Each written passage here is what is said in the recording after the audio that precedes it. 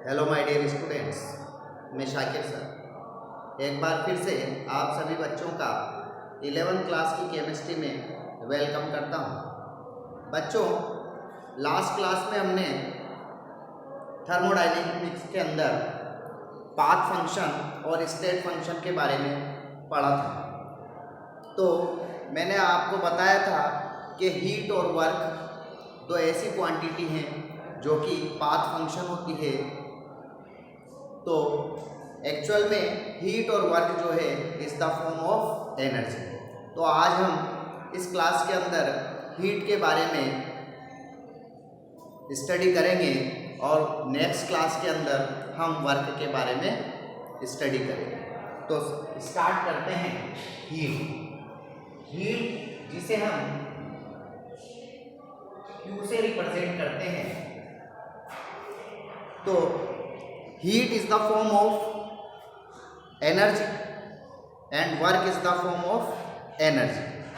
लेकिन हीट के लिए हीट तब तक एनर्जी के फॉर्म में ट्रांसफ़र नहीं होगी जब तक कि टेम्परेचर डिफरेंस नहीं होगा। तो हम कह सकते हैं द फॉर्म ऑफ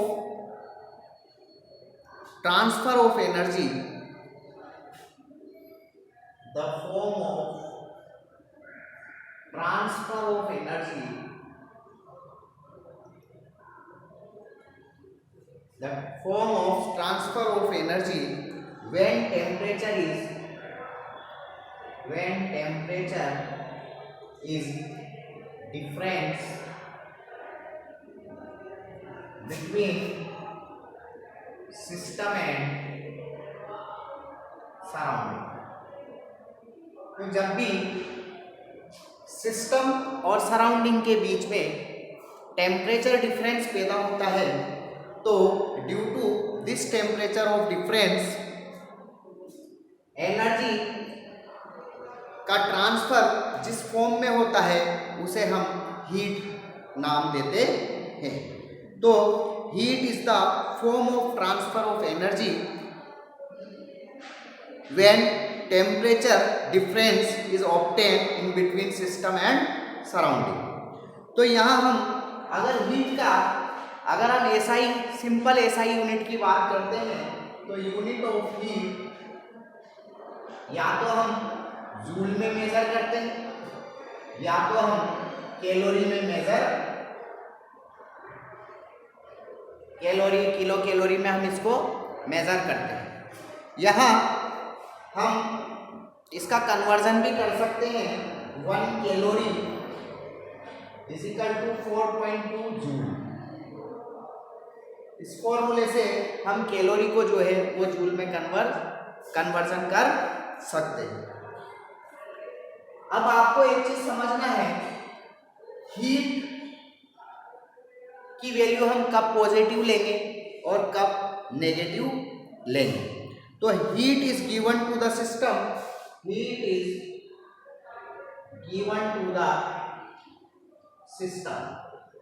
अगर किसी सिस्टम को हीट दी जाती है तो भाई हम कह सकते हैं कि सिस्टम की तो हीट बढ़ेगी, तो हम हीट का वैल्यू हम पॉजिटिव लेते हैं। और अगर heat is given by the system, given by the system, यानी हीट जो है सिस्टम से ली जा रही है तो सिस्टम की तो हीट में कमी आ रही है। तो सिस्टम की हीट में कमी आ रही है, इसका मतलब हम सिस्टम की हीट को क्या लेंगे, नेगेटिव। तो आपको इस चीज को समझ लेना है कि अगर हीट किसी सिस्टम को दी जाती है तो हीट का वैल्यू पॉजिटिव होगा, और हीट अगर सिस्टम से बाहर निकल रही है यानी सिस्टम से सराउंडिंग में जा रही है हीट किस फॉर्म में जाएगी, in the form of energy. तो in the form of energy जब हीट किसी सिस्टम से सराउंडिंग में जा रही है तो हम हीट का वैल्यू नेगेटिव लेते हैं। अब हम बात करते हैं स्पेसिफिक हीट कैपेसिटी कि specific heat capacity of gas और सब्सटेंस क्या होती है। तो हम अगर बात करें स्पेसिफिक हीट कैपेसिटी की, क्योंकि हीट जो है किसी भी सब्सटेंस के लिए या किसी भी गैस के लिए, हम यहाँ गैस सब्सटेंस जो लेने वाले हैं वो गैस लेने वाले हैं, तो किसी भी गैस सब्सटेंस के लिए या कोई भी किसी भी सब्सटेंस, चाहे आइदर से सब्सटेंस हमारा सॉलिड हो, लिक्विड हो या गैस हो, तो किसी भी सब्सटेंस की जो हीट होती है, हीट कैपेसिटी जो होती है, यानी उसको हीट को हम कह सकते हैं, हीट को कंट्रोल करने की जो उसकी पावर होती है, तो हीट कैपेसिटी किसी भी सिस्टम की जो होती है वो स्पेसिफिक होती है, यानी उसका एक सर्टेन वैल्यू होता है। ड्यू टू दिस रीज़न हम बात करते हैं स्पेसिफिक हीट कैपेसिटी की, कि स्पेसिफिक हीट कैपेसिटी क्या होती है, स्पेसिफिक हीट कैपेसिटी। जैसे कि अगर मैं आपको बात करूं कि वाटर की जो स्पेसिफिक हीट कैपेसिटी होती है फॉर वाटर की स्पेसिफिक हीट कैपेसिटी अगर हम बात करते हैं तो ये लगभग 4.2 जूल पर ग्राम डिग्री सेल्सियस या सेंटीग्रेड होती है। This is the specific heat capacity of water, यानी वाटर इतनी हीट को जो है होल्ड कर सकता है। एक्चुअल में हीट कैपेसिटी का मतलब है उसकी होल्डिंग कैपेसिटी, वो कितनी हीट को अपने अंदर एब्जॉर्ब, कोई चीज कितनी हीट को अपने अंदर एब्जॉर्ब करके रख सकती है।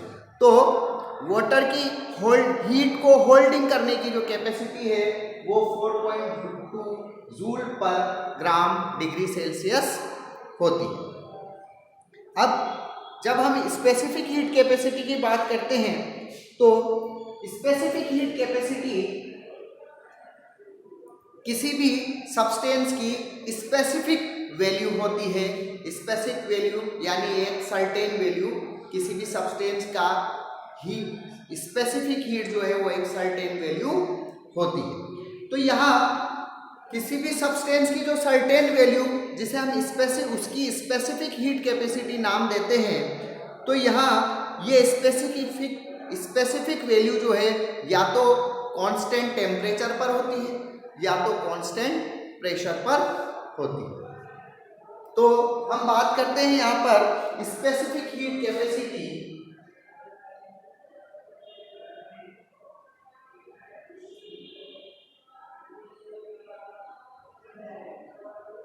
Eight constant volume.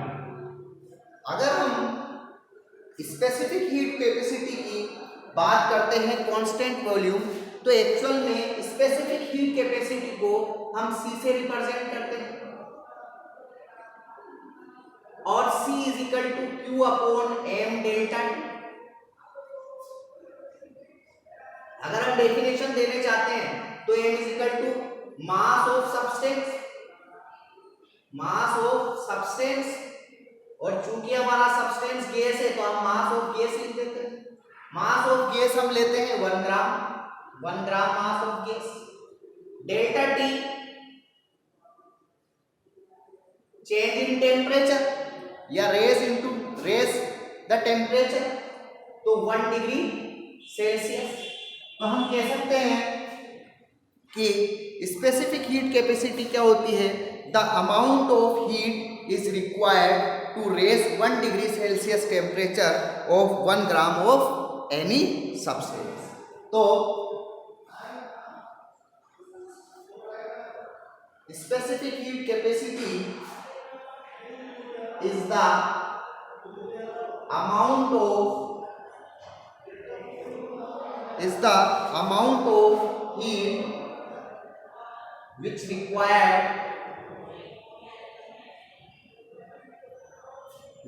required to raise 1 degree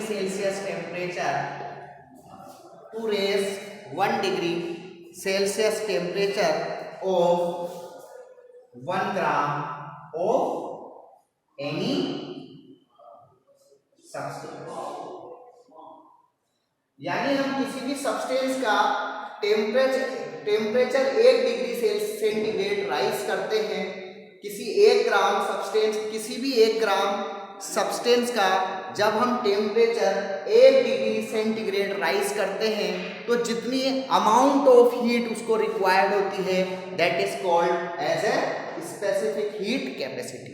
अब स्पेसिफिक हीट कैपेसिटी की जब भी हम बात करते हैं तो स्पेसिफिक हीट कैपेसिटी को या तो हम कांस्टेंट वॉल्यूम पर लेते हैं या तो हम कांस्टेंट प्रेशर पर लेते हैं। अगर हम कांस्टेंट वॉल्यूम पर स्पेसिफिक किसी भी सब्सटेंस की कांस्टेंट वॉल्यूम पर स्पेसिफिक हीट कैपेसिटी की बात करते हैं तो हम कहते हैं कि specific heat capacity at constant volume.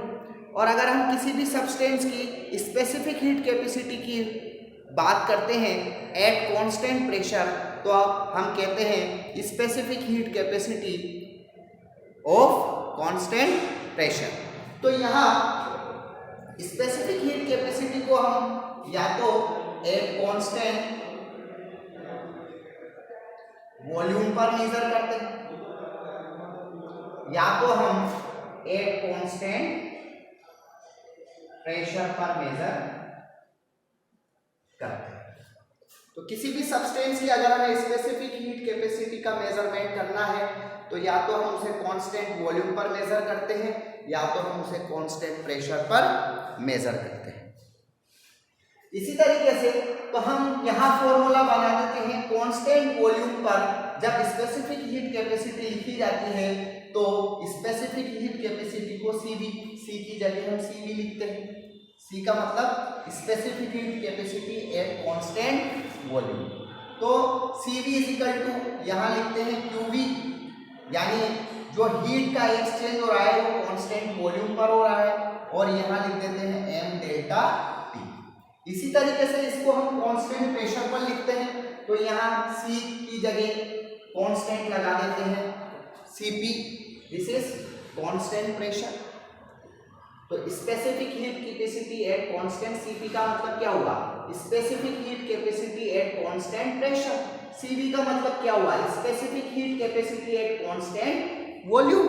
तो CP इज इक्वल टू हम लिखते हैं Q, अब हीट का एक्सचेंज कांस्टेंट प्रेशर पर हो रहा है तो QP divided by M delta T। अब हम जानते हैं M इज इक्वल टू हम मास ऑफ सब्सटेंस कितना लेते हैं 1 ग्राम, और टेम्परेचर कितना राइज करने वाले हैं 1 डिग्री सेल्सियस, यानी 1 डिग्री सेल्सियस पर जितना टेम्परेचर राइज 1 ग्राम सब्सटेंस का 1 डिग्री सेल्सियस पर जितना टेम्परेचर राइज हुआ वही उसी को तो हम स्पेसिफिक हीट कैपेसिटी बोलते हैं ऑफ एनी सब्सटेंस। तो हम यहाँ कह सकते हैं कि अगर मैं यहाँ दोनों का value M is equal to 1 gram और delta T is equal to 1 degree Celsius रख देते हैं तो CP इज इक्वल टू हमारे पास QP आ जाता है। यानी अब अगर हम स्पेसिफिक हीट कैपेसिटी की इसी तरीके से यहाँ अगर हम कांस्टेंट वॉल्यूम पर स्पेसिफिक हीट कैपेसिटी तो यहाँ वही M is equal to 1 gram of substance और delta T is equal to 1 degree Celsius temperature, तो CV is equal to QV।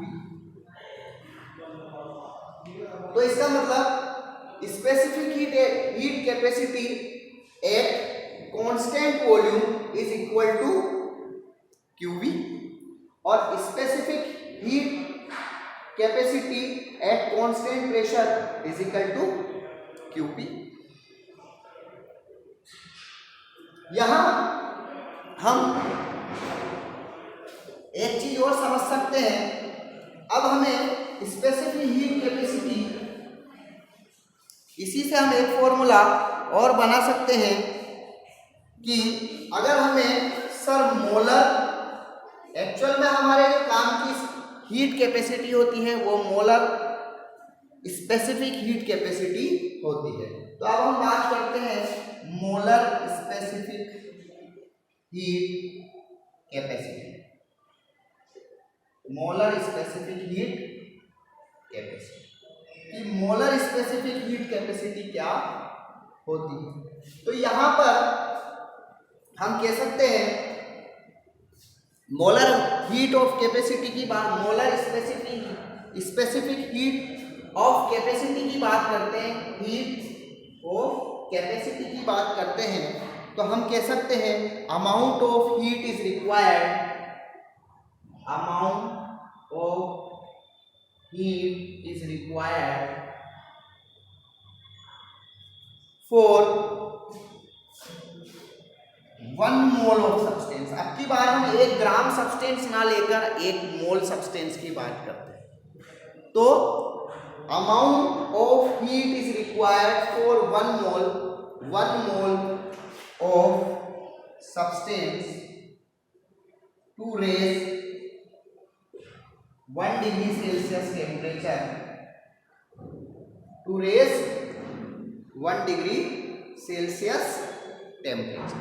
यानी 1 मोल सब्सटेंस का 1 डिग्री सेल्सियस टेम्परेचर बढ़ाने पर जितनी amount of heat is required है, that is called to molar specific heat capacity. अब molar specific heat capacity की अगर हम बात करते हैं, तो यहां हम इसी फॉर्मूले को C is equal to Q upon M की जगह नंबर ऑफ मोल लिख देते हैं और डेल्टा T। तो इस तरीके से हम मोलर हीट कैपेसिटी को यहाँ M लगा देते हैं। C M का मतलब मोलर हीट कैपेसिटी और is equal to Q upon M delta T, ये हमारे पास मोलर हीट कैपेसिटी बन जाती है। इसी से हम एक फॉर्मूला निकाल सकते हैं कि Q is equal to M C M delta T. अब यही चीज M C M delta T, तो ये हमारे पास एक मोलर हीट कैपेसिटी का फॉर्मूला आ गया। सी ये मोलर हीट कैपेसिटी है, Q is equal to heat is required for 1 mole of substance to raise the temperature 1 degree Celsius. यहाँ हम इसको आई थिंक कैमरे में नहीं आ पा रहा है, तो हम इसको यहाँ इस तरीके से लिख देते हैं Q is equal to C N C delta T, C N delta T। C M का मतलब यहाँ पर या C भी लिख सकते हैं आप, यहाँ आगे लिख देंगे हम C is equal to molar heat capacity.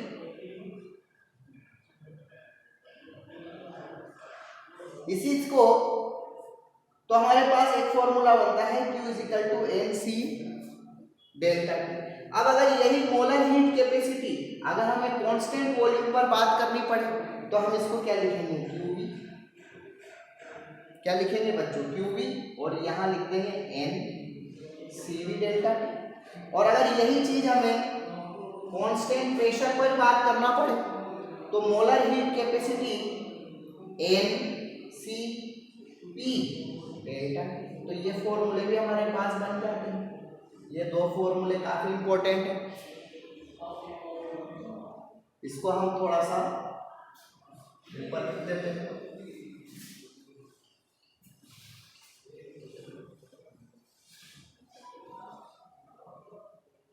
तो एक्चुअल में मोलर हीट कैपेसिटी की जब हम बात करेंगे, molar specific heat capacity,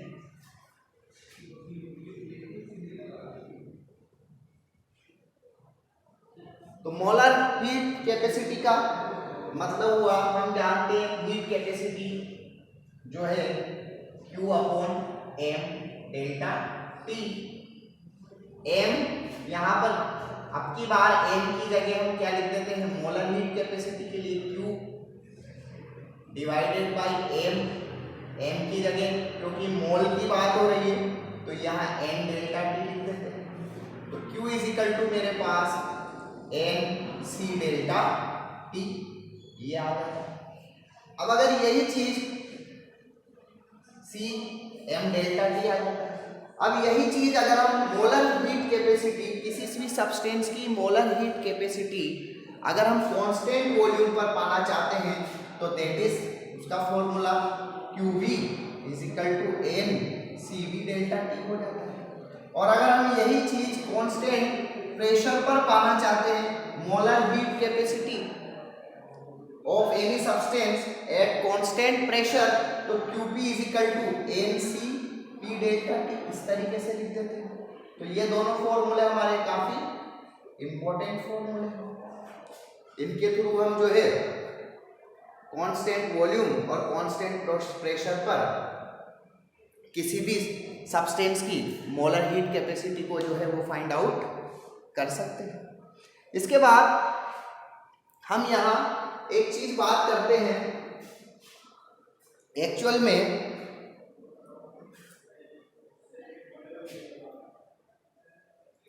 question हमारे पास है, आपसे कहा जाता है, या इसको हम क्वेश्चन को बाद में लेते हैं।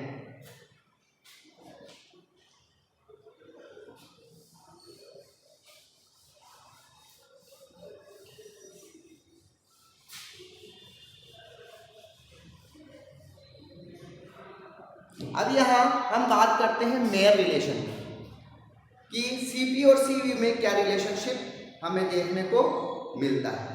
CP जिसे एक साइंटिस्ट है मेयर, जिसने मेयर ने एक रिलेशनशिप दिया in between CP and CV।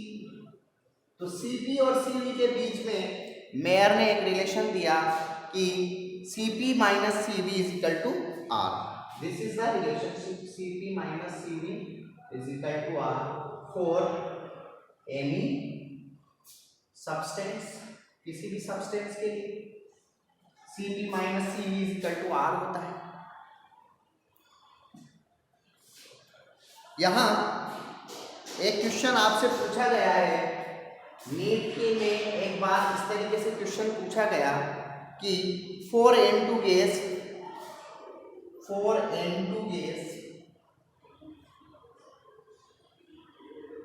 the value of CP minus CV is what? क्या होगा? इसमें आपको ऑप्शन दिए गए 14R, सेकेंड ऑप्शन था R/14, थर्ड ऑप्शन दिया गया आपको 28R और फोर्थ ऑप्शन दिया गया आपको R/28। तो CP माइनस CV सर ये तो R होता है, लेकिन तो 14R, R/14, 28R, R/28 क्या होता है? तो भाई ये जो है ये CP minus CV is equal to जो R है, हम ये CP जो है कांस्टेंट प्रेशर पर heat capacity at constant pressure, heat capacity at constant volume. तो यहाँ पर हमें एक फॉर्मूला और याद होना चाहिए कि CV is equal to mCV and CP is equal to mCV। ये कैपिटल C है और ये स्मॉल c है, इन दोनों में भी डिफरेंस है, क्योंकि जब हम बात कर रहे थे C is equal to QM delta T, तो एक्चुअल में यहाँ ये जो C है ये स्मॉल c, लेकिन जब हम बात करते हैं मोलर हीट कैपेसिटी की, तो मोलर हीट कैपेसिटी में इसको हम कैपिटल लिखते हैं और Q upon N delta T, यानी ये C जो है वो नंबर ऑफ मोल के लिए है और ये वाला जो C है स्मॉल c जो है वो 1 ग्राम सब्सटेंस के लिए गिवन है, जबकि कैपिटल C जो है 1 मोल सब्सटेंस के लिए गिवन है। तो अगर capital CV is equal to AmCV molar,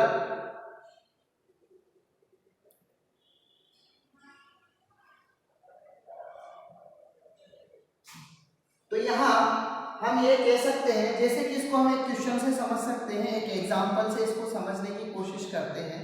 हम कहते हैं हमारे पास O2 कोई मॉलिक्यूल है, आपसे कहा जाता है कि इस O2 मॉलिक्यूल के लिए CV जो है वो इसका वैल्यू हमें X दिया गया है, यानी मैं कह सकता हूं CV, ये स्मॉल CV दिया गया है, इसके लिए X वैल्यू दिया गया है, यानी ये जो CV है this is for 1 gram of substance जिसका हमने 1 डिग्री सेल्सियस टेम्परेचर राइज किया गया है। और अगर इसी के लिए मैं CV की बात करूं, कैपिटल CV की बात करूं, तो यहां this CV for 1 mole of substance. अब आपसे कहा जाता है कि दोनों में रिलेशन बताओ, कैपिटल CV और स्मॉल CV के बीच में रिलेशन हम कैसे निकालेंगे। तो एक्चुअल में ये 1 ग्राम सब्सटेंस का वैल्यू है और ये एक्चुअल में 1 मोल ऑक्सीजन का, अगर मैं 1 मोल की बात करूं तो होता है 32 ग्राम, 16 × 16 एक, तो 32 एक्चुअल में CV जो है वो 32 ग्राम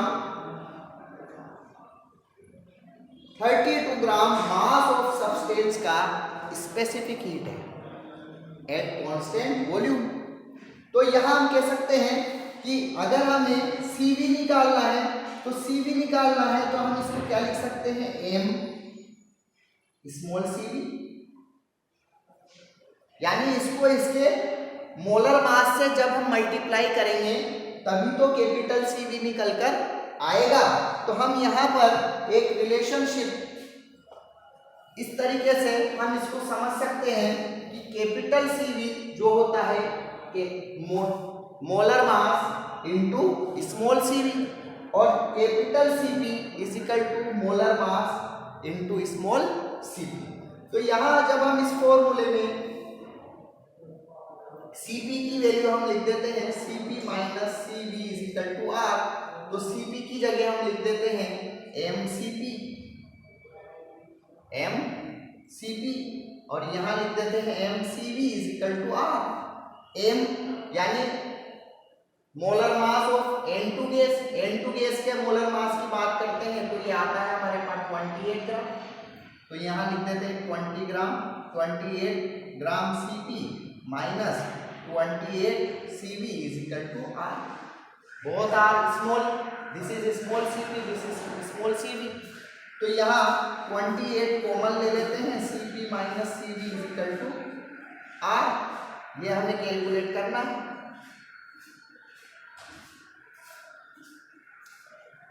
R, तो यहाँ CP minus CV is equal to R by 28, तो ये हमारे पास 4th आंसर इसका हो जाता है। तो इस तरीके से कभी कभार आपको क्वेश्चंस जो है मिल जाते हैं, बहुत आसानी से इस तरीके के क्वेश्चंस को हम जो है वो कर सकते हैं। यहाँ एक फॉर्मूला मैं आपको और बताने वाला हूं,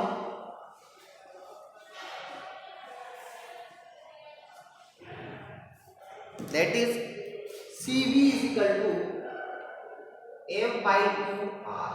this formula is also important. Sir ये क्या होता है F?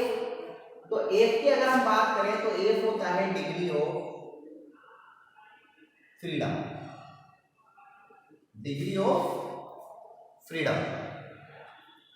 जैसे कि जो मोनो एटॉमिक गैसेस होती है, मोनो एटॉमिक गैस या मोनो एटॉमिक जितनी भी सब्सटेंस जनरली गैसेस ही होती है, जैसे O2, N2, N2 और इधर से Li2, तो ये सारी जितनी भी मोनो एटॉमिक गैस होती है इनके लिए डिग्री ऑफ फ्रीडम फ्रीडम जो होता है इसका वैल्यू होता है 3। इसके अलावा हमारे पास डाई मोनो एटॉमिक गैसेस जिनके अंदर जैसे हाइड्रोजन एक ही एटम है सॉरी, तो hydrogen, lithium, beryllium, di atomic gases, इसके लिए एफ का वैल्यू यानी डिग्री ऑफ फ्रीडम का वैल्यू 5 होता है, जैसे O2, N2। और तीसरे टाइप की जो गैसेस होती है वो होती है पॉलीएटॉमिक गैसेस या पॉलीएटॉमिक सब्सटेंस, जैसे ओजोन O3, जिसमें 2 से ज्यादा एटम तो O3, S8 ये सब पॉलीएटॉमिक में आते हैं। इसके लिए डिग्री ऑफ फ्रीडम का वैल्यू 7 होता है, ये आपको ध्यान रखना है। मोनो एटॉमिक गैसेस के लिए डिग्री ऑफ फ्रीडम 3 होता है, डाई एटॉमिक गैसेस के लिए डिग्री ऑफ फ्रीडम 5 और पॉली एटॉमिक गैसेस के लिए डिग्री ऑफ फ्रीडम जो है वो 7 होता है। तो आई थिंक आपको ये समझ आ गया होगा। यहाँ इसी तरीके से अगर हम Cp minus Cv is equal to R, this is the formula. यहाँ अगर हमें Cp निकालना चाहता हूं तो इसको मैं लिख सकता हूं Cv प्लस R। और एक चीज और होती है जिसको हम बोलते हैं गामा। सर ये गामा क्या है? तो गामा इज इक्वल टू होता है Cp upon Cv, this is the formula of gamma. Cp upon Cv यानी ratio of specific heat capacity at constant pressure and specific heat capacity of at constant volume is called as a gamma. Gamma यहां इसको बोलते हैं हम specific constant. तो sir specific constant की अगर हम डेफिनेशन जानना चाहते हैं तो specific constant is the ratio of specific heat capacity at constant pressure and constant volume. तो इसी तरीके से ये हमें कुछ फॉर्मूले हैं जो याद रखने हैं। अब थोड़ा सा हम एक टेबल बना के इसको आपको थोड़ा सा क्लियर करते हैं। सपोज करो यहां मेरे पास कोई मोनो एटॉमिक गैस है, कोई गैसेस ले लेते हैं। यहां हम जानते हैं Cv is equal to F/2R और यहां जानते हैं हम Cp is equal to Cv plus R। Gamma का वैल्यू हमें कैलकुलेट करना है। डिफरेंट गैसेस के लिए हमें गामा का वैल्यू कैलकुलेट करना है। तो किस तरीके से हम कैलकुलेट करते हैं आइए हम देख लेते हैं।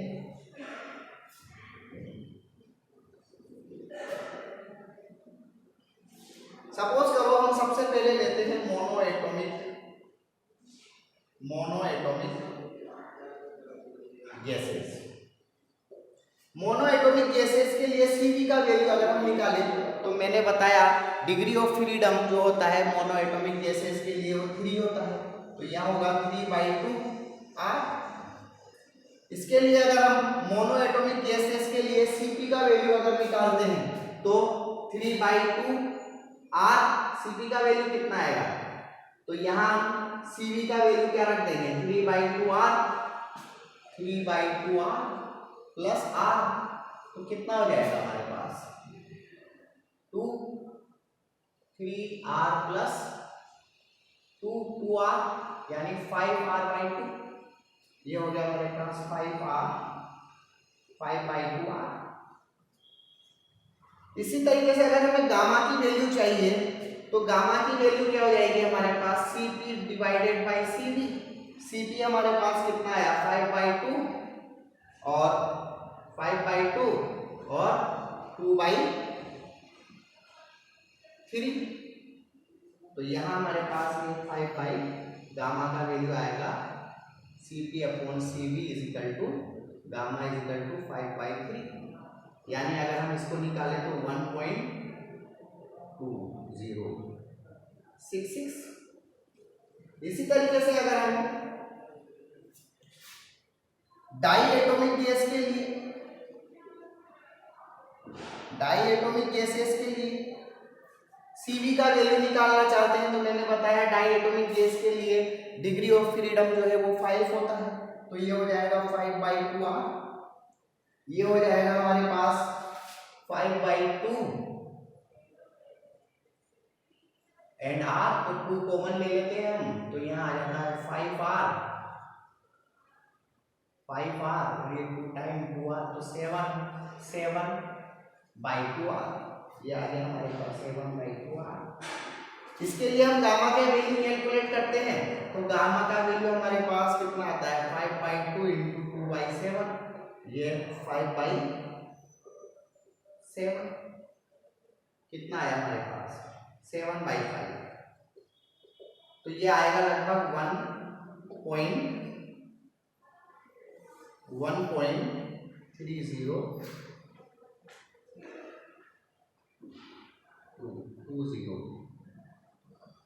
for 1.4। इसी तरीके से अगर हम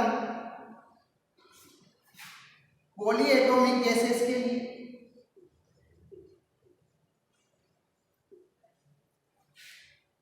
तो डिग्री ऑफ फ्रीडम जो है पॉली एटॉमिक गैसेस के लिए हमने कितना बताया 7, तो 7/2r, और यहाँ कितना हो जाएगा, यहाँ 7 लगा दो 7/2r, तो यहाँ 7 हो जाएगा, 7 + 2r 9r/2, this is 9/2r।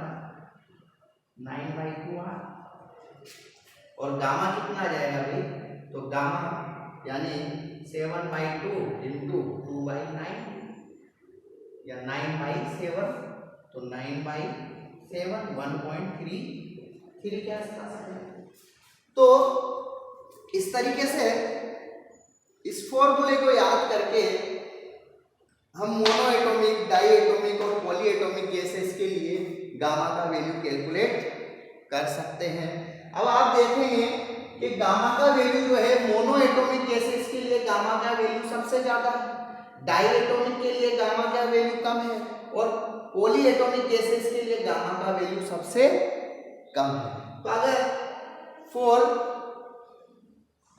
Different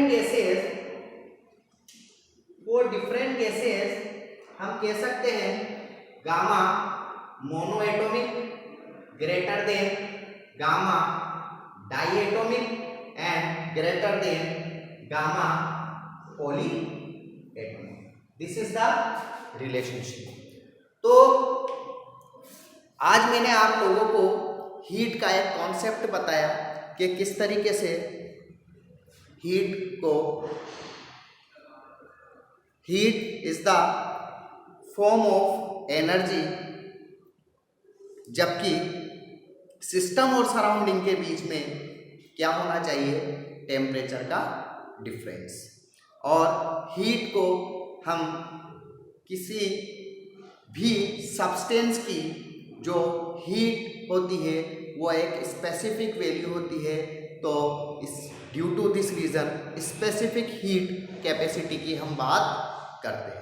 specific heat capacity या तो हम कांस्टेंट वॉल्यूम पर फाइंड आउट कर सकते हैं by the formula of Q, specific heat यानी Q V = NC ΔT से, और या तो हम कांस्टेंट प्रेशर पर मेजर कर सकते हैं by the formula of QP = NC ΔT से।